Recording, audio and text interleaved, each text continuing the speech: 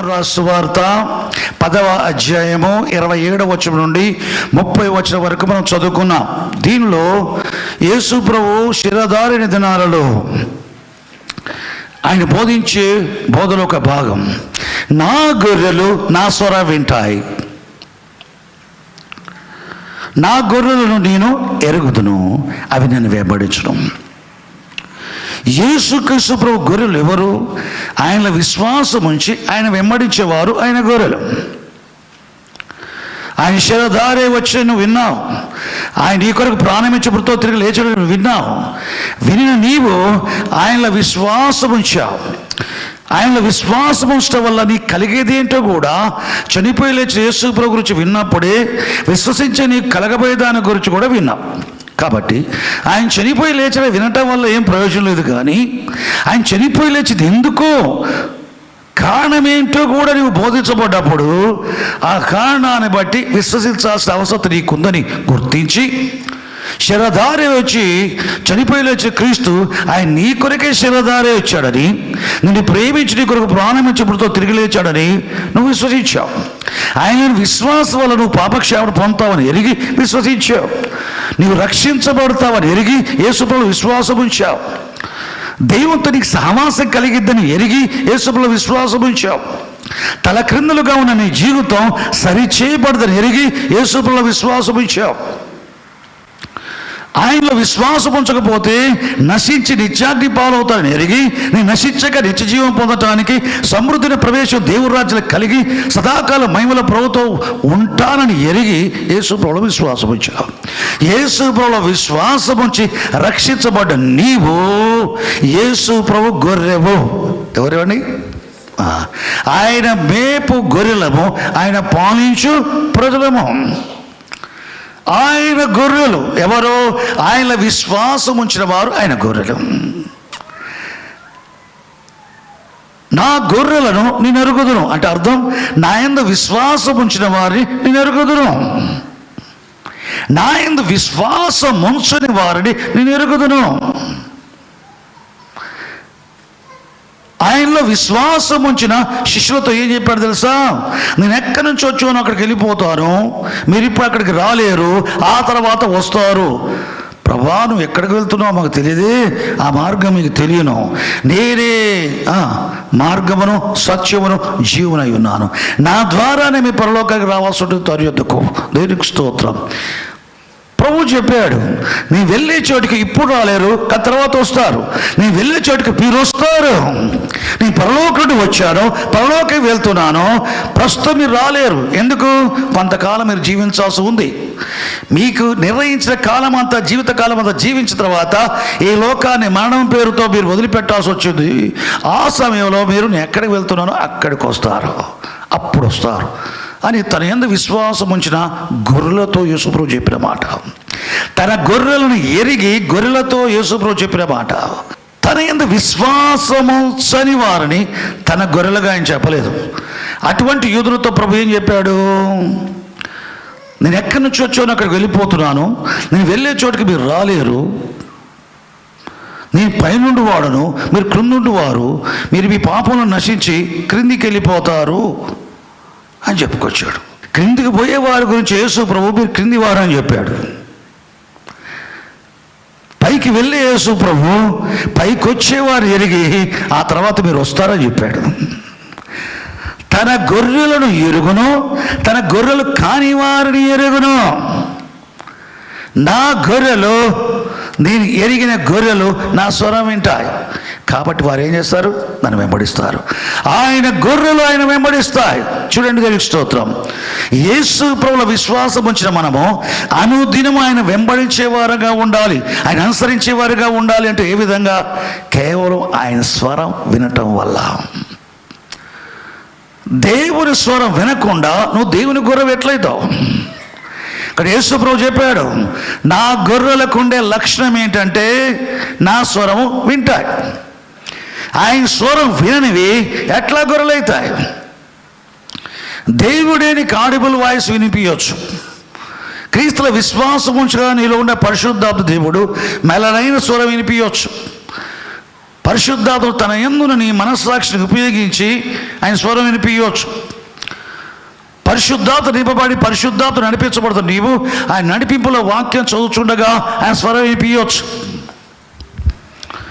భాషల్లో దేవునికి ప్రార్థన చేసుకున్న వారు అర్థము చెప్పుడు ద్వారా ఆయన స్వరం వినొచ్చు. బుద్ధి వాక్య వరం నీ నోట గుండా బయలు వెళ్ళినప్పుడు ఎదుటివాని కొరకే కాకుండా నీతో కూడా మాట్లాడవచ్చు. ధ్యాన వాక్య వరం ద్వారా దేవుడు నీతో మాట్లాడవచ్చు. నీకున్న వరం ఇతరుల కొరకే కాదు, నీ గురు ఉపయోగపడుతుంది. నీకున్న ప్రవచన వరము ఇతరుల గురించి, ప్రాంతాల గురించి, దేశాల కొరకు, సంఘాల కొరకు, సేవకుల కొరకు ప్రవచించడానికే కాదు, నీ కొరకు నువ్వు ప్రవచించుకోవటానికి కూడా ప్రవచన వరం పనిచేస్తాయి.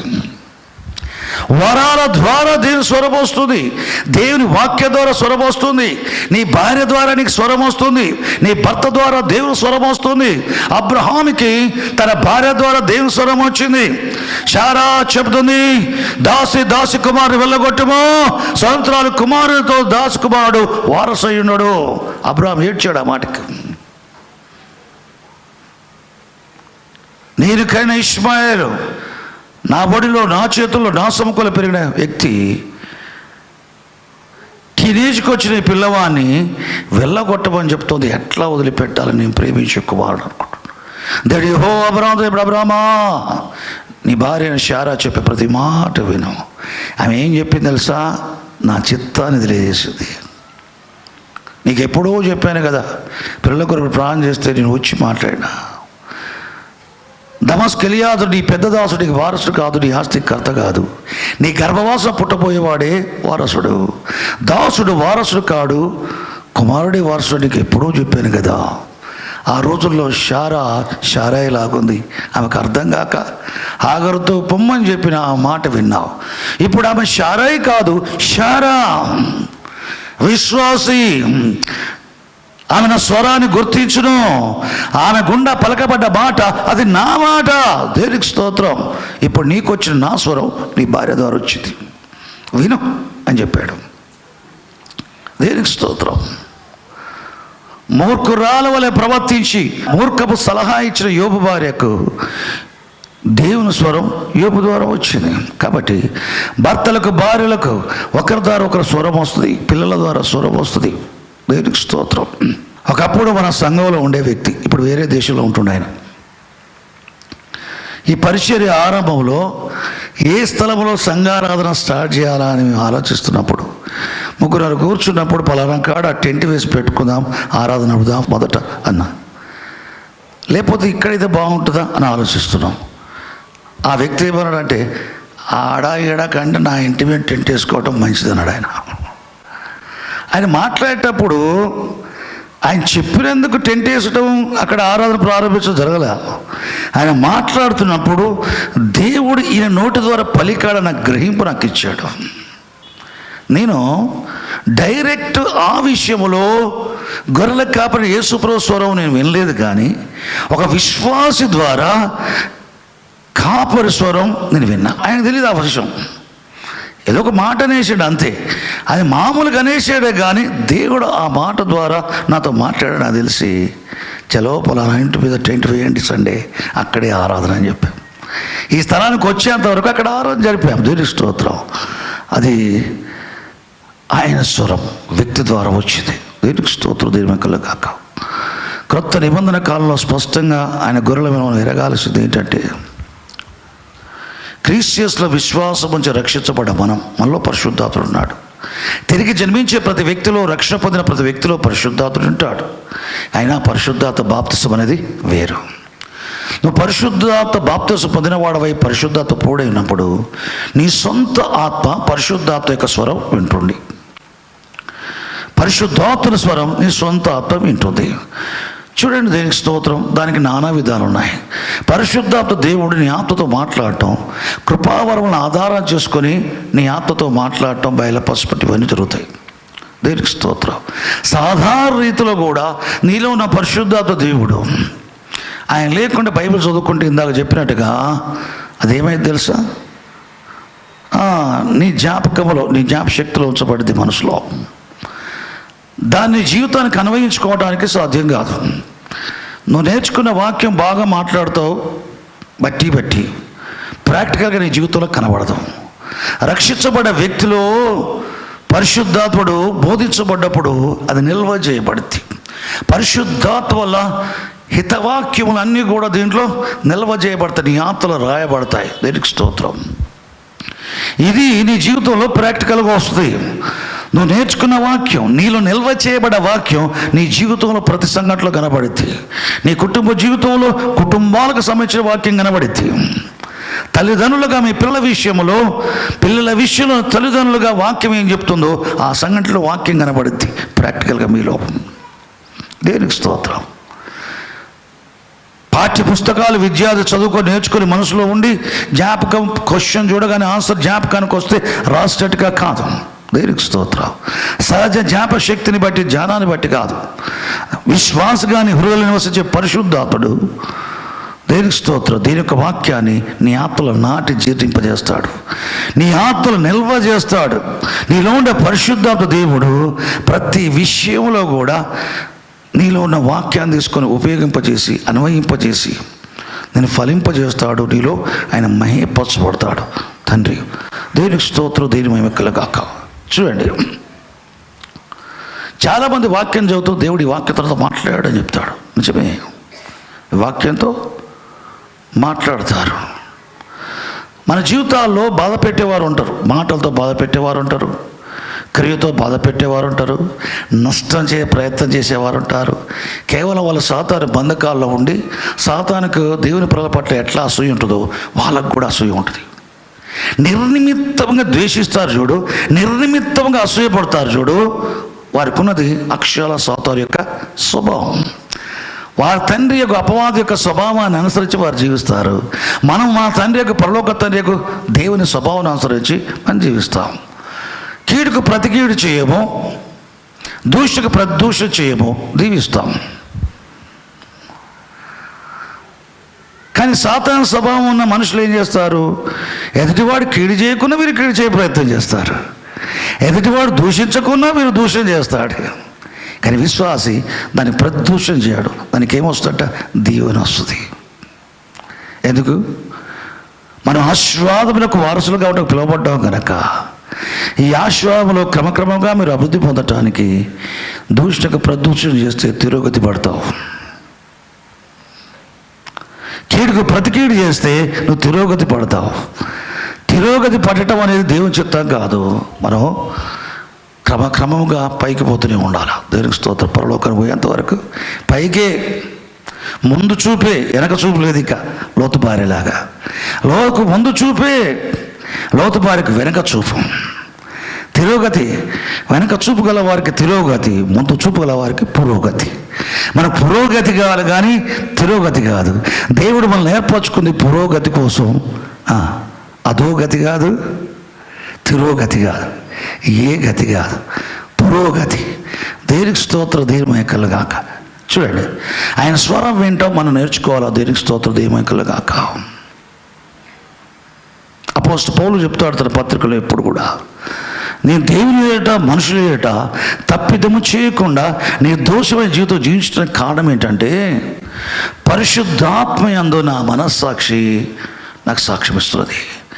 నా మనస్సాక్షి నిర్దోషమైనది ఉన్నట్టుగా నేను దాన్ని అభ్యాసం చేసుకొచ్చున్నాను. దేవుని ఎడల, దేవుని విషయాలలో నా మనస్సాక్షి నా మీద తప్పని ఆరోపణ చేయకూడనట్లు దాన్ని నేను చేసుకుంటున్నాను. నిర్దోషమైనట్టుగా స్పష్టంగా నాకు జవాబు ఇచ్చేటట్టుగా, స్పష్టంగా దేవుని చిత్తాన్ని నేను గ్రహించే విధంగా దాన్ని నిర్దోషమైనట్టుగా నేను అభ్యాసం చేసుకుంటున్నాను. మనుషుల విషయంలో కూడా నేను దేవుని చిత్తాన్ని గైకొనే వ్యక్తిలాగా ఉండి ఆ విషయంలో మనుషుల తప్పిదము చేయని వారి వలె ఉండటానికి నా మనస్సాక్షి నిర్దోషమైన ఉన్నట్టుగా అభ్యాసము చేసుకొనిచున్నాను. దేవునికి స్తోత్రం. పాత నిబంధన కాలం కానీ క్రొత్త నిబంధన కాలం కానీ దేవుని ఎరిగిన గొర్రెలందరూ కూడా మరి మంచి మనస్సాక్షి ఉంటుంది, పవిత్ర మనస్సాక్షి ఉంటుంది, పని చేసే మనస్సాక్షి ఉంటుంది. ఆదామును దేవుడు సృష్టించాడు మనస్సాక్షిని అనుసరించేవారుగా. పాపం చేసినందున మనస్సాక్షి వాతపడ్డది. ఆ తర్వాత తరాల వారు పాపంలో పుట్టి పెరుగుతున్నారు. వారు పాపం చేసే కొలది మనస్సాక్షికి మాలిన్యం ఏర్పడి ఒక రోజుకి అది చచ్చిపోద్ది. వాతవే మన మనస్సాక్షి. నిప్పుతో ఒక ఐరన్ రాడ్ని కాల్చి వాత పెట్టుకో, వాత పెట్టుకుంటే బాధపడతావు, కొద్ది రోజులకి ఆ వాత మానిపోద్ది, కానీ అక్కడ చేతి మీద పెట్టుకున్న వాతలో నీ చేతి మీద వెంట్రుకలు ఆ స్థలంలో ఉండవు, కాలిపోతాయి. మళ్ళీ మొలుస్తాయని మొలవు, అక్కడ జీవం ఉండదు. వాత వేయబడిన మనస్సాక్షి అంటే చచ్చిన మనస్సాక్షి అని. చచ్చిన మనస్సాక్షి అని. మనస్సాక్షి మనుషులకు పనిచేయట్లేదు కనుకనే ఆదాము మొదలుకొని మోషే వరకు మనస్సాక్షి పనిచేయట్లేదు. కానీ ఆ కాలం వారు కూడా జీవించాల్సింది మనస్సాక్షిని అనుసరించే, పని చేయట్లే. సరే, మనస్సాక్షి పని చేయకపోయినా రాయబడ్డ వాక్యం పనిచేస్తేమని చెప్పి మోషే ద్వారా ధర్మశాస్త్రం ఇచ్చాడు. ఏది దేవునికి అనుకూలమో ఏది ప్రతికూలమో ఇచ్చాడు. ఇప్పుడు దొంగతనం చేయొద్దా, దొంగతనం చేసేవారు కాదు. విగ్రహారం చేయొద్దా, చేసేవారు కాదు. అది రాయబడి తెలియదు అనుకో, వాడు దొంగతనం చేస్తూనే ఉంటాడు, విగ్రహారం చేస్తూనే ఉంటాడు, విగ్రహారపతులు తింటూనే ఉంటాడు. వ్రాయబడ్డ వాక్యాన్ని బట్టి ఇది చేయకూడదు, ఇది చేయొచ్చు, చేయవలసి చేస్తూ చేయకుండా ఉండటానికి ధర్మశాస్త్రం రాయబడ్డ వాక్యాన్ని ఉపయోగించుకున్నారు. కొద్ది రోజులకి అనుసరించడానికి ధర్మశాస్త్రం చొప్పున జీవించడానికి కూడా చేతగాట్లే, బలహీనం అయిపోయాడు మనసు. కాబట్టి యేసు ప్రభువే లోకానికి శిరధారం ఇచ్చి చనిపోయి లేవటం వల్ల ఆయన విశ్వాసం ఉంచిన వాడు హెబ్రీ 9:14 ప్రకారం నిత్యుడుగా ఆత్మ ద్వారా తను తాను దేవునికి అర్పించుకున్న క్రీస్తు యొక్క రక్తం మీ మనస్సాక్షిని ఎంతో ఎక్కువగా శుద్ధి చేయును. యేసు రక్తం శుద్ధి చేసేది మన మనస్సాక్షిని. యేసుక్రీస్తు రక్తం మన మనస్సాక్షి శుద్ధి చేయడం తోడని, పరిశుద్ధాత్మ మనలో ప్రవేశించే తోడని మన మనస్సాక్షి పరిశుద్ధాత్మ స్వాధీనంలోనికి వెళ్ళిపోతుంది. పరిశుద్ధాత్మ యందు మన మనస్సాక్షిని ఆధారం చేసుకొని పరిశుద్ధాత్మ దేవుడు మన జీవితాలు నిర్వహిస్తాడు. పరిశుద్ధాత్మ యందు మన మనస్సాక్షి ఇచ్చే సాక్ష్యం అది గొర్రెల కాపరి యొక్క స్వరం. దేవునికి స్తోత్రం. సాధారణ క్రైస్తవ జీవితం జీవించే వారికి కనీసం ఇది ఉండాలా. పరిశుద్ధాత్మ నీ మనస్సాక్షి నీకు సాక్ష్యం ఇస్తూ ఉంటే అది దేవుని స్వరం. పరిశుద్ధాత్మకు వేరుగా నీ మనస్సాక్షి సాక్ష్యం ఇవ్వట్లేదు. విశ్వాస జీవితంలో నీ మనస్సాక్షి సాక్ష్యం ఇచ్చేది పరిశుద్ధాత్మ యందు. మనస్సాక్షి ఆత్మ యొక్క స్వరం, నీ సొంత ఆత్మ యొక్క స్వరం. నీ సొంత ఆత్మ పరిశుద్ధాత్మకు వేరుగా స్వరం ఇస్తే ప్రమాదం. నీ ఆత్మకు స్వరం ఉంది, అది మనస్సాక్షి. పరిశుద్ధత వేరుగా నీ ఆత్మ స్వరమైన మనస్సాక్షి చెప్పున నడుస్తే ప్రమాదం. భ్రమించబడి దేవుని చిత్తంగా దాని చిత్తం అనుకునే ప్రమాదం దాంట్లో ఉంది. పాత నిబంధన కాలంలో ప్రవక్తలు గురించి దేవుడు యెహోవా చెప్పిన మాట, వారి సొంత ఆత్మలు మానవాత్మను అనుసరించి దర్శనాలు చూశారట, మానవాత్మను అనుసరించి కళ్ళగన్నారట, మానవాత్మను అనుసరించి ప్రవచించారు. నేను చెప్పని దానిని వారు ప్రవచించారు. దీన్ని అనుసరించి, మానవాత్మలు అనుసరించి. మన సొంత ఆత్మలకు స్వరం ఉంది మన సాక్షి. అది సరిగా పనిచేయకపోవడం కూడా ఉంటుంది. కానీ రక్షించబడ్డ వాని యొక్క మనస్సాక్షి పరిశుద్ధాత్మలో ఉన్నాడు. పరిశుద్ధాత్మ యందు నా మనస్సాక్షి నాతో కూడా సాక్ష్యమిచ్చుచున్నది. మన మనస్సాక్షిలో సాక్ష్యమిచ్చేది ఎక్కడ? పరిశుద్ధాత్మలో. పరిశుద్ధాత్మ ఎక్కడ? పరలోకంలోనా? ఎక్కడ? మనలో, విశ్వాసులలో. దేవునికి స్తోత్రం. పేతురు, యోహాను, యాకోబు, ఆంద్రెయ, ఫిలిప్పు, నతనయేలు, మార్త, మరియా వీళ్ళందరూ యేసుప్రభు శిరదా దినాల్లో ఆయన గొర్రెలు. వాళ్ళ కాపరి యేసుప్రభు. ఆయన స్వరం వాళ్ళు వింటున్నారు. బాగుంది. యేసుప్రభు చనిపోయి లేచిన తర్వాత ఆయన విశ్వాసం ఉంచే వారిలో ఆయనే పరిశుద్ధాత్మగా మనలో ఉంటున్నాడు. మన గొర్రెల కాపరి ఎక్కడ ఉన్నాడు? మనలో ఉన్నాడు. ఆయన ఏ విధంగా ఉన్నాడు? పరిశుద్ధాత్మగా ఉన్నాడు. మనం విశ్వసించిన ప్రభువే మనలో పరిశుద్ధాత్మగా ఉన్నాడు. యేసు ప్రభు ఎలాగో ప్రభు ఆత్మ, ఆత్మయగు ప్రభు అని బైబిల్ చెప్తుంది. మనలో నివసించే పరిశుద్ధాత్మ దేవుడు ప్రభు. ఆయన మన కాపరి. ఆయన మనలో ఉంటాడు. ఆయన స్వరము వినిపించే విధానము తన గొర్రెలకు సాధారణ విధానం, జీవితకాలమంతా ఉండే విధానం. పరిశుద్ధాత్మ యందు మన మనసాక్షి మనతో సాక్ష్యమిచ్చుట. దీనికి స్తోత్రం, దీని మేమకలుగాక. దీని తర్వాత కాస్త పైకి పోతే ఏమో తెలుసా, ఒకనాడు ఏలియా అహాబురాజు భార్య అయిన యెజెబెలు, ఇజ్రాయేల్ దేశపు రాణిగా ఉంది, అన్య స్త్రీ. ఇజ్రాయేలును దేవుని నుంచి వేరు చేసి అన్య దేవతల వైపు మళ్లించడం జరిగింది. ఆ కాలమందు ఏలియా రోష గలవాడే యెహోవా పక్షాన ఆయన పరిచర్య చేశాడు. యెజెబెలు దైవజనుడు ఏలియాని బెదిరించింది, నీవు చంపిన బయలు ప్రవక్తలు ఒకరి వలె నీ తల కొట్టి పారేస్తారు, ఖడ్గంతో నేను చంపించకపోతే దేవుడు నాకు గొప్ప అపాయం కలగజేయనుగాక అని చెప్పింది ఆమె. ఆ మాటకు ఏలియా భయపడి ఇజ్రాయేల్ దేశాన్ని విడిచిపెట్టి యూదా దేశానికి పోయాడు. ప్రభుత్వంతో చెప్పిన ప్రకారం యూదా దేశం విడిచిపెట్టి హోరే పర్వతం మీదకి, మోషే ఏ పర్వతం మీద దేవుని కలుసుకున్నాడో అదే పర్వతం మీదకి పోయేసి దేవుని కలుసుకున్నాడు. ఆయన పోయి ఒక గుహలో ఉండగా దేవుని కుమారుడు యేసుక్రీస్తు ప్రభు ఒక వాక్కులా కనబడి ఏలియా నీవు ఇక్కడ ఏం చేస్తున్నావు? యెహోవా వాక్కు, ఆయన వాక్కుని బైబిల్ చెప్తుంది, క్రింద ఆయన అనుంది. అంటే ఈ వాక్కు అనే ఆయన దేవుని కుమారుడు క్రీస్తు. ఏలియా నువ్వు ఇక్కడ ఏం చేస్తున్నావు అని చెప్పినప్పుడు ఇజ్రాయేల్ అందరూ కూడా నీ బలిపీఠాలు పగలగొట్టి పడద్రోసి ప్రవక్తలు చంపేశారు, నేను ఒక్కనే రోష కలిగి ఉన్నా అన్నాడు. సరే మంచిది, కానీ నువ్వు దేవుని సన్నిధికి పో అని చెప్పాడు. దేవుని సన్నిధికి పోయి నిలబడంటే గుహలోంచి బయటకు వచ్చి కొండపైకి ఎక్కాడు ఏలియా. ఈ దేవునికి వాడు చెప్పే దేవుని సన్నిధి అంటే తండ్రిని దేవుని యొక్క సన్నిధి ఎట్టు నిలబడమని. గుహలో ఉండి బయలు వెళ్ళి హోరేబు కొండ పర్వతం పైకి నిలబడగా యెహోవా, తండ్రి దేవుడు యెహోవా ఆ ప్రక్కన సంచరింపగా శిలలో చిన్న భిన్నములై బండలు బద్దలైపోయాయి. యెహోవా ప్రత్యక్షం కాల. పెనుగాలు వచ్చేది, యెహోవా ప్రత్యక్షం కాల. మెరుపులు ఉరుములు వచ్చాయి, యెహోవా ప్రత్యక్షం కాల. భూకంపం కలిగింది, యెహోవా ప్రత్యక్షం కాలేదు. ఈ శబ్దాలన్నీ ఆగిపోయిన తర్వాత ఏలియాకు ఒక మెల్లనైన స్వరం వినబడింది. గుహలో ఉన్నప్పుడు మాట్లాడిన వ్యక్తి దేవుని కుమారుడు, పర్వతంపైకి ఎక్కి వచ్చి నిలబడ్డప్పుడు సంచరించింది తండ్రి అయిన దేవుడు.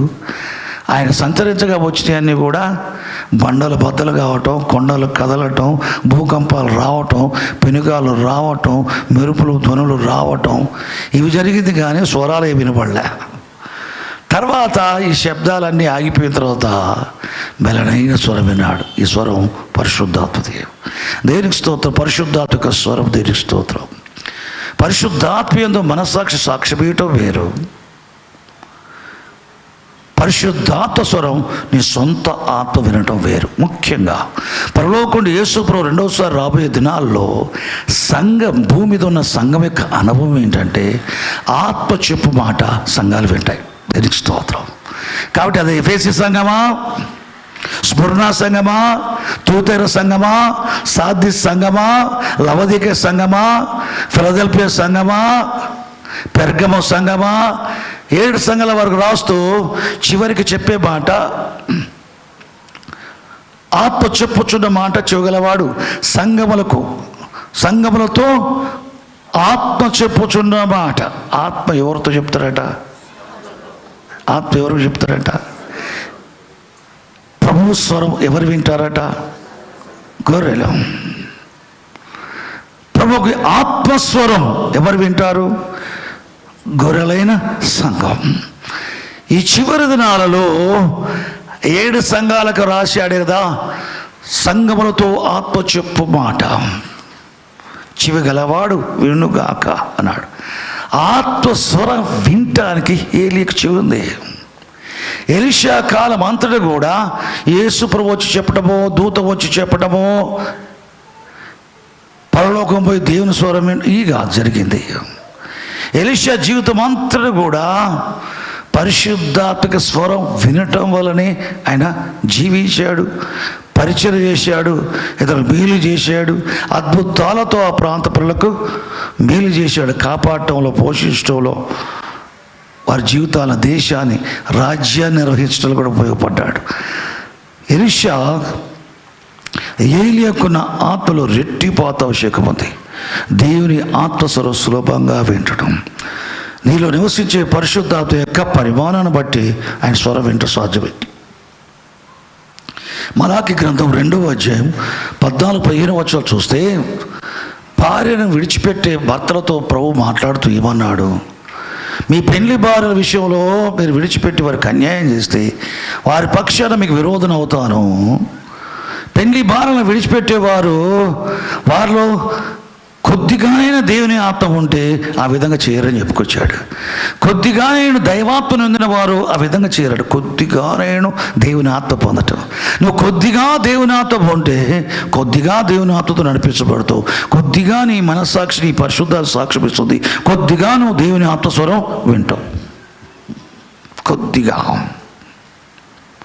పరిశుద్ధాలు నింపబడ్డావు అనుకో, దేవుని ఆత్మస్వరం స్పష్టంగా వింటావు. ఆత్మ పూర్ణుడవై ఉన్నావు అనుకో, స్పష్టంగా వింటావు. ఆత్మ వశుడవై ఉన్నావు అనుకో, ఎంతగానో ఆత్మతో నింపబడతావు ఉంటే అంత స్పష్టంగా వింటావు. దేవునికి స్తోత్రం. యోహాను ఆత్మవశుడై ఉండగా బూర వంటి స్వరం విన్నాడు. నాతో మాట్లాడుచున్న స్వరం ఏమిటో స్వరం విన్నాడు. యోహాను దేవుని గొర్రె స్వరం విన్నాడు. పేతురు ఆత్మవశుడై ఉండగా ఆ పాత్రలో ఉన్న వాటిని చంపుకొని తిని పేతురు స్వరం ముమ్మారు విన్నాడు. పౌలు తిమోతికి పత్రిక రాస్తూ సంఘంలో ఏ విధంగా జనులు ఎలాగో ప్రవర్తించాలో వాళ్ళకి నేర్పించాల్సి బోధించాల్సిన విషయాలు రాస్తూ సడన్గా పరిశుద్ధాత్మను ప్రేరేపించగా ఆయన రాస్తున్నాడు. కడవర దినములలో మోసపరచు ఆత్మల యందు దయ్యముల బోధ యందు లక్ష్యముంచి విశ్వాస భ్రష్టులని ఆత్మ తేటగా చెప్పుచున్నాడు. పరిశుద్ధాత్మ స్వరం పౌలు విన్నాడు, సంఘానికి రాశాడు. ఆత్మ స్వరం వింటున్న పౌలు దేవుని గొర్రె. ఆత్మస్వరం పేతురు దేవుని గొర్రె. ఆత్మస్వరం వినిన యోహాను దేవుని గొర్రె. దేవునికి స్తోత్రం. దేవుని సేవకుల మట్టుకే ఆత్మస్వరం వింటాం కాదు. నా గొర్రెలు నా స్వరం వింటాయి కనుక నన్ను వెంబడేస్తాయి. యేసు ప్రభువును అనుసరించాలంటే ఆయన స్వరం వింటిని అనుసరించటం. చూడండి అది ఎట్లా ఉంటుంది. ఒకనాడు యేసు ప్రభు శిష్యుల్ని ప్రోత్సాహపరిచాడు.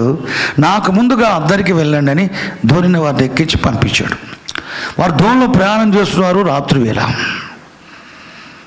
వారు ధోనిలో ఉన్నారు. అది రాత్రి వేళ. వారు ధోని నడిపించడంలో కష్టపడుచున్న సంగతి యేసు ప్రభు తెలుసుకొని నీటిపై నడుచుకుంటూ ధోని దగ్గరికి వస్తున్నాడు. ధోనిలో ఉన్న శిష్యులు చూసి వచ్చుచున్న యేసు ప్రభువును చూసి రాత్రి వేళ భూతం భూతం అన్నారు. ఏదో ఆకారం వచ్చినట్టు కనబడింది. భూతం భూతం అన్నారు. ప్రభు అన్నాడు, నేనే, భయపడకుడి అన్నాడు. ఆ స్వరాన్ని బట్టి పేతురు ఏమన్నాడు? ప్రభువా నీవే అయితే నీ యొద్దకు నడిచి వచ్చుటకు నాకు సెలవిమ్మన్నాడు. రమ్ము అన్నాడు. చూడండి, ప్రభువుగా వారికి కనబడటం లేదు. స్వరాన్ని బట్టి వీరు మాట్లాడుతున్నారు, ప్రత్యుత్తరం ఇస్తున్నారు. తర్వాత పేతురు కూడా స్వరం ప్రభు వింటూ దాన్ని జవాబిస్తున్నాడు. ప్రభు యొక్క స్వరాన్ని బట్టే పేతురు దూర దిగి నడిచి ఆ కనబడుతున్న నేనే అని చెప్పిన ఆకారం వైపు నడుచుకుంటూ పోతున్నాడు. భూతం అని చెప్పాడే, భూతం కాదు నేనే అంటే స్వరాన్ని బట్టి గుర్తుపట్టాడు. భూతం కాదు ప్రభు అని. దేనికి స్తోత్రం. ఇప్పుడు రమ్మున స్వరాన్ని బట్టి ప్రభు దగ్గర నడిచిపోతున్నాడు. చూడండి, స్వరాన్ని బట్టి యేసు ప్రభు మృతులోంచి లేచిన తర్వాత మారురూపు గలవాడే మగ్దలేనే మరే కనపడ్డాడు. కనపడ్డప్పుడు తోటమాల అనుకుని, అయ్యా ఎందుకు తోటమాల అనుకుంటుంది? అన్ని సంవత్సరాల ప్రభుత్వం ఉంది, తోటమాల ఎందుకు అనుకుంటుంది? ఆయన మారురూపం గలవాడు. తోటమాల అనుకొని నా ప్రభువుని ఎక్కడ దాచిపెట్టావో చెప్పు, నేను ఎత్తుకొని పోతా అంది. అప్పుడు ప్రభు ఏమన్నాడు తెలుసా? మరియా అన్నాడు. స్వరాన్ని బట్టి గొర్రెల కాపరి స్వర విని రబ్బూని అందామే, అంటే బోధకుడా అందామే. ఇప్పుడు ఆయన చూడటానికి మారు రూపం, ఆయనే నా ప్రభువే అని గుర్తించడానికి ఉపయోగపడదు ఏంటి? స్వరం. ఈ చివరి దినాల్లో యేసు ప్రభు ముఖాముఖి కనబడతాడు.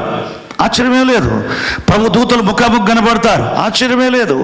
ఆత్మోషణమై పరలోకానికి వెళ్తావు, ఆశ్చర్యమేం లేదు. ప్రభులో నిద్రించిన పరిశుద్ధుల ప్రవక్తల ఆత్మల్ని నీ దగ్గరికి వచ్చి మాట్లాడడం జరిగింది, ఆశ్చర్యమేం లేదు. ఇవన్నీ జరుగుతాయి.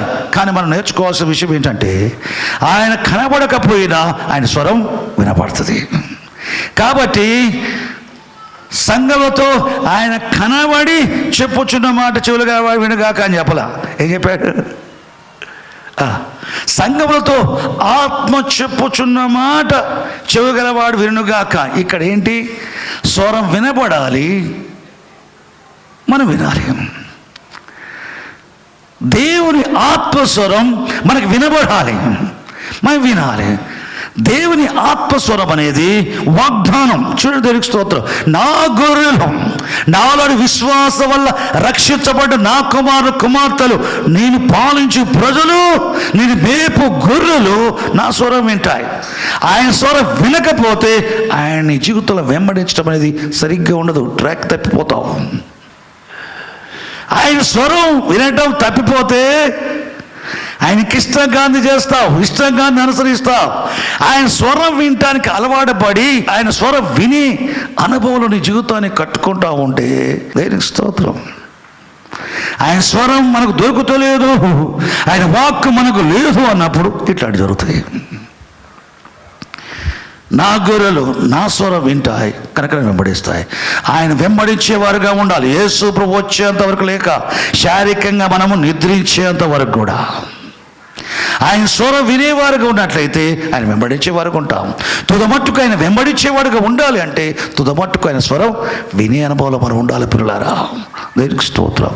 గత తరాల కంటే ఎక్కువగా ఈ చివరి తరంలో ఫస్ట్ సెంచరీలో ఉన్న వారి వలె అంతకంటే ఎక్కువగా 21st సెంచరీలో ఉన్నవారు యేసు పరలోకం రాబోయే దినాల్లో ఉండే ఈ తరం నిశ్చయముగా ప్రభువు ఆత్మస్వరం వింటారు. సంఘములతో ఆత్మ చెప్పుచున్న మాట, అందరు చెప్పండి, సంఘములతో పరిశుద్ధాత్ముడు చెప్పుచున్న మాట చెవిగలవాడు వినుగాక. ఆత్మ చెప్పిన మాట పౌలు వినినట్లుగా, ఆత్మ చెప్పిన మాట పేతురు వినినట్లుగా, ఆత్మ చెప్పిన మాట ఫిలిప్పు విన్నట్టుగా, ఆత్మ చెప్పిన మాట యోహాను విన్నట్టుగా, ఆత్మ చెప్పిన మాట అబ్రాహాము రాజు విని ఫుల్ టైం మినిస్ట్రీకి వచ్చినట్లుగా ఆత్మ చెప్పే మాట, ఆత్మ యొక్క స్వరం ఈ చివరి దినాల్లో గొర్రెలు ఖచ్చితంగా వింటే తప్ప కుడికి కానీ ఎడమ కానీ తొలగకుండా ప్రభు నందు మాత్రమే ప్రభువును ఆయన వెంబడించే అనుభవాలు ఉంటారు. పిల్లరా, అది ఆశీర్వాదం. నీకు పురోగతి ఉంటుంది, తిరోగతి ఉండదు. గొర్రెల స్వరం వింటూ మానేసినప్పుడు నీకు తిరోగతి స్టార్ట్ అయింది. తప్పుడు అడుగులు వేస్తావు. ఈ చిన్న చిన్న తప్పుడు అడుగులు పెద్ద తప్పులు చేయడానికి కారణమైంది, తొలగిపోతావు. అనుదినమైన వెంబడించేవారుగా ఉండాలి. అనుదినమైన దేవుని స్వరం వినేవారుగా ఉండాలి. కాబట్టి దేవుని యొక్క వాక్యం, దేవుని స్వరం, నీలో ఉన్న పరిశుద్ధాత్మ దేవుడే దీంట్లోంచి దేవుని స్వరాన్ని వినేటట్టుగా చేస్తాడు. వాక్యం ఒక పుస్తకాన్ని చదివినట్టుగా, ఒక గ్రంథాన్ని చదివినట్టుగా చదివేసి అక్షరాన్ని అర్థం చేసుకోవటం వేరు. ఈ వాక్యాన్ని పరిశుద్ధాత్మ దేవుడు వాక్యాన్ని ఆధారం చేసుకొని ఆయన స్వరం వినిపించడం వేరు. చాలామంది తెలియక విశ్వాసులు ఏం చెప్తారు? ఈ వాక్యంతో దేవుడు మాట్లాడాడు, ఈ వాక్యంతో దేవుడు మాట్లాడాడు అంటారు. నిజమే. ఏ దేవుడు మాట్లాడాడు? పరిశుద్ధాత్ముడు వాక్యాన్ని ఆధారం చేసుకుని మాట్లాడాడు. దేవుని స్వరం దీని యొక్క వాక్యం, ఇదొక విధానం. నీలో నివసించే పరిశుద్ధ దేవుడు అది నువ్వు చదివి ధ్యానిస్తున్నా, సేవకులతో బోధించబడుతున్న వాక్యాన్ని జ్ఞాపకం చేసి పరిశుద్ధ దేవుడితో మాట్లాడతాడు. మనస్సాక్షి పరిశుద్ధాత్మ మీద నీకు సాక్షిపిస్తూ ఉంటుంది. అంతేకాదు, ఒక మనుషుడు మరొక మనుషుతో మాట్లాడినట్టుగా పరిశుద్ధాత్ముడు నీ ఆత్మతో మాట్లాడతాడు. పరిశుద్ధాత్ముడు నీ ఆత్మతో మాట్లాడతాడు. ఒక విషయం నేను చెప్తాను, దేవునికి స్తోత్రం. దీని ఫుల్ టైం మనిషికి రావడానికి కొన్ని కారణాలు నాకు అడ్డం వచ్చాయి. ఆత్మ సంబంధమైన కారణాలు, భౌతిక కారణాలు, ఆర్థిక విషయాలు, నా వ్యక్తిగతంగా నాకు అనుభవం లేని విషయాలు, ఇవన్నీ కూడా నాకు ధైర్యం చాలక ఫుల్ టైం మినిస్ట్రీకి దేవుడు పిలుపుని బట్టి లోపడక రాకుండా 3 సంవత్సరాల 3 నెలలు ఉన్నా. అసలు నాకు పిలిపించింది ఎట్లా అనగా అర్ధరాత్రి వేళ 88వ సంవత్సరం మార్చి నెలలో 1 గంటకు నేను ప్రార్థన చేయుచుండగా పరిశుద్ధాత్మ నిండుకొని ఉండగా ఆత్మవశుడు ఉండగా పరిశుద్ధాత్ముడు నా ఆత్మతో ఒక వ్యక్తితో మాట్లాడేట్టుగా నీవు సంపూర్ణ పరిచర్యకు రావాలి, ఫలానా ప్రాంతంలో ఉండి నువ్వు సేవ చేయాలి అని చెప్పాడు. నా సేవ చేయాలన్నాడు. నేను చెయ్యను ప్రభువా, నా సొంత ప్రాంతంలో ఉండి నీ సేవ చేస్తా, నాకు ఉద్యోగం చేసుకుంటూ సేవ చేస్తా అని చెప్పి వెళ్ళిపోయా. కానీ నేను దేవుని చిత్తం లోపడటం లేదన్న సంగతి నాకు తెలుసు. కానీ వెళ్ళా. దేవుడు నేను కోరినట్టుగా జాబ్ ఇచ్చాడు. జాబ్ ఇచ్చిన తర్వాత మళ్ళీ ఇక రా బయటకు అంటాడు. 2 నెలలే కదా ప్రభా జాబ్లో జారైంది, కారణాలు చెప్పా. మళ్ళీ కొంతకాలం మళ్ళీ మాట్లాడాడు. ఈ మాట్లాడటం అనేది స్పష్టంగా ఉంది. పరిశుద్ధాత్మ ఆత్మతో మాట్లాడటం. చివరికి లోబడక 3 సంవత్సరాలు 3 నెలలు ఉంటే ఆయన విసిగిపోయాడు. నువ్వు వస్తావా, నేను వదిలిపెట్టాలా అన్నాడు. ఆ భయానికి ఒకరోజు ఉపవాసం ఉండి ప్రార్థన చేశాడు. 91వ సంవత్సరం మార్చి నెల 1వ తేదీన ఉపవాసం ప్రారంభించడం లేదో పరిశుద్ధాత్మ నాతో మాట్లాడటం మొదలుపెట్టాడు. అట్లా ఒక 10 నిమిషాలు, ఒక అర్ధగంట కాదు, దినమంతా ఉపవాసం అయిపోయేంత నేను అడుగుతూ ఉంటాను, ఆయన చెప్తూ ఉంటాడు. ఒక వ్యక్తితో మాట్లాడటగా పరిశుద్ధాత్మతో ఆత్మ బోధించబడటం అనేది ఒక వ్యక్తితో మాట్లాడగానే స్పష్టంగా ఉంది. చివరికి భోజనం గురించి, వస్త్రాల గురించి, వీటి గురించి అన్నీ అడిగినాం. ప్రతి సేవకుడు పిలుపుకొచ్చేటప్పుడు భోజనం గురించి, వస్త్రాల గురించి, ఇల్లు గురించి, కుటుంబ పోషణ గురించి మాట్లాడతారు. అదే భయం ఉంటుంది. అందరికున్న భయమే నాకు కూడా భయం ఉండి అడిగా. ఆయన చెప్పిన మాట రకరకాల వాగ్దానాలు చేసి పోషించే విషయంలో చెప్పిన తర్వాత కూడా అయినా చివరికి అన్నీ బాగుందనుకుని అయినా ప్రభువా ఎట్లా అంట, ఇక ఆయన లాభం లేదు, వీడికి ఇట్లా చెప్తే కాదనుకున్నాడేమో.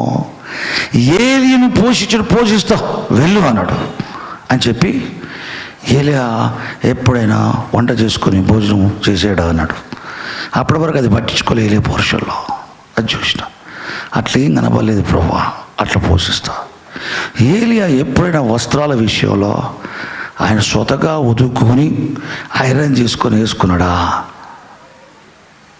అట్లేం కనబడలేదు ప్రభువా, అట్లా నీకు వస్త్రాలను ఇస్తా అన్నాడు.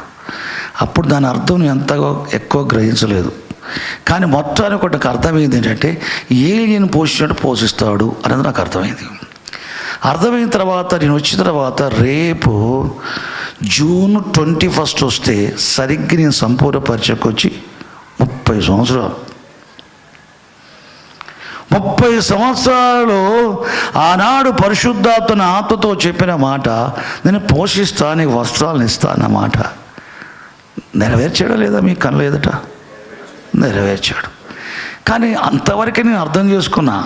కానీ కొన్ని సంవత్సరాల క్రితం అదే మాట తీసుకొని చూడు, నేను శిష్యులకు బోధించినప్పుడు, యేసుప్రభు శిష్యులకు బోధించినప్పుడు ఏమి తిందుమా, ఏమి త్రాగుదామా, ఏమి ధరించుకుందామా అని చెప్పేసి చింతించొద్దు. అడవి పువ్వులు చూడండి, సొలొమోను వైభవం కంటే కూడా ఎంతో వైభవంగా దేవుడు ఈ అడవి పువ్వులను అలంకరించాడు. మీరు అడవి పువ్వుల కంటే, అడవి గడ్డి కంటే ఎంతో శ్రేష్ఠులు, నిశ్చయముగా మీకు వస్త్రములు ఇచ్చును అని అడవి గడ్డి పువ్వులతో పోల్చి వస్త్రాల గురించి వాగ్దానం చేసిన వాళ్ళకి, శిష్యులకు. రెండోది, ఆకాశ పక్షులు చూడి అవి విత్తవు, కోయవు, కొట్టలో కూర్చుకొనవు, ఆయన పరలోకన మీ తండ్రి వాటిని పోషిస్తున్నాడు. మీరు పిచ్చుకల కంటే, పక్షుల కంటే ఎంతో శ్రేష్ఠులు, నిశ్చయముగా ఆయన మీకు ఆహారం దయచేయను. కాబట్టి ఏమి తిందుమా, ఏమి త్రాగుదామా, ఏమి ధరించుకుందామా అన్న సంగతి విచారించొద్దని చెప్పాడు. అంటే దేంతో పోల్చాడు? ఆహార విషయంలో ఆకాశ పక్షులు చూడండి, వస్త్రాల విషయంలో అడవి ఆ గడ్డి పువ్వులను చూడండి అన్నాడు. దేవునికి స్తోత్రం. ఆహార విషయంలో, వస్త్ర విషయంలో ఆయన శిష్యుడే నాకు ఆయన మాట్లాడే విధానం ఏంటంటే ఏలియను పోషించినట్టు పోషిస్తున్నాడు. పోషించడం జరిగింది 30 సంవత్సరాలు. దేవునికి స్తోత్రం. కానీ ఏలియను పోషించినట్టు బైబిల్ అక్షరార్థం ఏం చెప్తుందో అట్లా కాలే కదా, అట్లా కాలే కదా. ఇది ఎవరిచ్చిన తాటు? ఆయన ఇచ్చాడు. ఇచ్చి ఏలియా పోషించబడిన మాట దాన్ని పొడిగించాడు. అర్థము రూపాంతరం పొందింది. అర్థము పురోగతి బట్టి రూపాంతరం పొందింది. ఏమైంది తెలుసా? ఏలియా ఎట్టి కాలములో, ఎట్టి పరిస్థితుల కాలంలో ఉన్నాడు. ఎట్టి పరిస్థితుల్లో కాకులతో పోషించబడ్డాడు. అట్టి పరిస్థితులు మీకున్నాయా? లేవు. అట్టి పరిస్థితులు మరలా ఏలియా కాలంలో వస్తాయి. అట్టి కాలమందు ఏలియాని ఎట్లా పోషిస్తున్నావు, ఆ ఏలియాని ఎట్లా పోషిస్తున్నావు, అట్టాడి పరిస్థితుల కాలం వచ్చేటప్పుడు అబ్రాహాము రాజును కూడా అట్లే పోషిస్తాడు. హల్లెలూయా. ఏ కాలంలో ఎటువంటి వస్త్రాలు ఏ విధంగా ఇచ్చానో ఏలియాకి, అటువంటి కాలంలో అటువంటి పరిస్థితులు అట్లే ఇస్తాను. మంచిది. అటువంటి కాలంలో ఉన్నవారికి అందరికీ అట్లే ఇస్తానా? చూడు. ఏలియా కాలంలో ఏలియా కాక ఇతర ప్రవక్తలు ఉన్నారు. ఇతర ప్రవక్తలు 100 మందిని భయభక్తులు కలిగిన ఓబద్య అనే వ్యక్తి అహాబు రాజు యొక్క గృహనాయకుడు దేవుని భయముతో ఏం చేశాడు? 100 మంది ప్రవక్తలు 2 గుహలలో పెట్టి 50 మంది చొప్పున పెట్టి అన్నపానములు ఇచ్చి పోషించాడు. ఇది ఏలియా లెవెల్లో పోషించబడటం కాదు. వాళ్ళు దేవుని ప్రవక్తలే, కానీ వారు పోషించబడే విధం వేరు. కానీ ఏలియాకి ఎట్లా దేవుడు పోషించాడు? కాకులు ఉదయం సాయంకాలం మాంసూరట్లు పట్టుకుంటూ పోషించాడు. విధవరాలితో ఏమి లేక చస్తామనుకున్నామే, ఆమె ఇంటితో ఆమెతో ఏలియాను పోషించాడు. నిద్రపోచున్న ఏలియాను ప్రలోకండి యెహోవాదూత వచ్చి లేపి భోజనం పెట్టాడు. అన్ని అద్భుతాలే. 100 మంది ప్రవక్తల యొక్క ఆత్మానుభవం వేరు, ఏలి యొక్క ఆత్మానుభవం వేరు. వాళ్ళ పిలుపు ఏర్పాటు వేరు, ఏలియా పిలుపు ఏర్పాటు వేరు. మోషే కాలమందు మోషే పిలుపు వేరు, మిగతా పిలువబడ్డ ఇతర ప్రవక్తల పిలుపు వేరు. యెహోషువ కాలమందు ఆయన పిలుపు వేరు, మిగతా సేవకుల పిలుపు వేరు. దేవునికి స్తోత్రం. సమూయేలు కాలంలో ప్రవక్తలు ఉన్నారు, సమూయేలు పిలుపు వేరు, వారి ప్రవక్తలు వేరు. పౌలు కాలమందు అపోస్తలు ఉన్నారు, పౌలు యొక్క పిలుపు ఏర్పాటు వేరు, మిగతా అపోస్తల యొక్క పిలుపు ఏర్పాటు వేరు. పిలుపులు చూడండి, ప్రతి ఒక్కరికి కూడా పిలుపు దేవుని పిలిపి అంత విలువైంది. కానీ దీంట్లో కూడా భేదాలు ఉన్నాయి, వ్యత్యాసాలు ఉన్నాయి. దేవునికి స్తోత్రం. పోషించబడే విధం 100 మంది ప్రవక్తలు పోషించబడదు వేరు, ఏలియా పోషించబడదు వేరు. 100 మంది ప్రవక్తలకు ఆత్మానుభవం బట్టి దేవుని చేత పోషించబడటం జరిగింది. దేవుడే పోషించాడు. ఏలి యొక్క ఆత్మానుభవం బట్టి, ఏలి యొక్క పిలుపు ఏర్పాటును, దేవుని ఏర్పాటు బట్టి ఏలియా పోషించబడే విధం వేరు. పోషిస్తా అని చెప్పవచ్చు, శిష్యులకు చెప్పినట్టుగా అడవి పువ్వులో, లేకపోతే కాకులో, పక్షులో, పిచ్చుకలో అని చెప్పవచ్చు. దేవునికి స్తోత్రం. దేవునికలుగా ఏలియాను స్పష్టంగా ఆ పేరు చెప్పి నాతో మాట్లాడటం 30 ఏళ్ళు అయినా కానీ నా ఆత్మలో చదిపోలే. ఏం తెలుసా? ఒక వ్యక్తితో మాట్లాడినట్టుగా, ఒక వ్యక్తితో మాట్లాడినట్టుగా పరిశుద్ధాత్ముడు నా ఆత్మతో మాట్లాడటం అది జరిగింది. దాన్ని ఎప్పుడు నేను మర్చిపోతున్నా కానీ ఆయనే జ్ఞాపకం చేసి దాని అర్థాన్ని రూపాంతరంలో తీసుకొని పోయి ఎన్ టైంకి అన్వయింపజేస్తూ, నీవు ఏలియా వలె పోషించబడి ఏలియా వలె అనే దానికి ఆ మార్గంలో ఉన్న ఆ అనుభవంలో రావాలంటే ఏలి యొక్క అనుభవానికి నువ్వు రావాలన్నాడు. హల్లెలూయా. ఆత్మానుభవంలో దేవుని స్వరం వినటములో చాలా ప్రాముఖ్యమైన విషయం. సేవ చేసేవారు దేవుని స్వరం వినాల్సిందే. విన్నాడు యోహాను. ఏ సంఘాలకు రాశాడో ఆ సంఘాలకు చెప్తున్నాడు ఆత్మ యొక్క స్వరం సంఘాలు వినాలని. కాబట్టి ఇప్పుడు దేవుడికి స్తోత్రం. సంఘ కాపరే నేను దేవుని స్వరం వినాల్సిందే. సంఘస్థులైన గొర్రెలైన మీరు కూడా దేవుని స్వరం వినాల్సిందే. దేనివి కాపరని మీరు నా గొర్రెలు, మీరు కలిసి యేసుప్రభువుకి గొర్రెలం. దేనివి కాపరిని, గొర్రెల కాపరిని, మీరు నా గొర్రెలు, అది సత్యమే. మరొక వైపు నేనైననేమి, మీరైననేమి, సేవకులైననేమి, విశ్వాసులైననేమి యేసుప్రభు గొర్రెలం. నా గొర్రెలు నా స్వరం వింటాయి. ఖచ్చితంగా చెప్పాడు యేసుప్రభు. కనుక ఆయన వెంబడిస్తాయి. నిత్యమైన వెంబడించేవాడుగా ఉండాలా. తుదమట్టుకు ఆయన అనుసరించేవాడికి వెంబడించేవాడికి ఉండాలంటే ఆయన చూడటానికి రోజు కనపడకపోవచ్చు, కానీ వినటానికి ఆయన స్వరం రోజు వినపడుద్ది. చూడటానికి రోజు చూడటం 24 hours ఆయన చూడటం అనేది నీకు సాధ్యం కాకపోవచ్చు, కానీ ఆయన స్వరం అనుదినం వినటం మాత్రం సాధ్యమే. ఎండ్ టైమ్ చర్చ్ పరిశుద్ధాత్మ స్వరం వింటుంది. దీనికి స్తోత్రం, దీని మేకలుగా కావు. ఏలియాపై ఉన్న పరిశుద్ధాత్మ అభిషేకం కంటే రెట్టింపు అభిషేకం కలిగిన ఎలీషా ప్రభువును ముఖాముఖ చూసుకుంటూ ఆయన సేవ చేయలేదు. దేవదూత వచ్చి ఆయనతో మాట్లాడగా, ఏలియాతో మాట్లాడలేదు. యెహోవా ప్రత్యక్షమై ఏలియాతో మాట్లాడగా ఆయన మాట్లాడగా ఎక్కువ సంఘటనలు లేవు.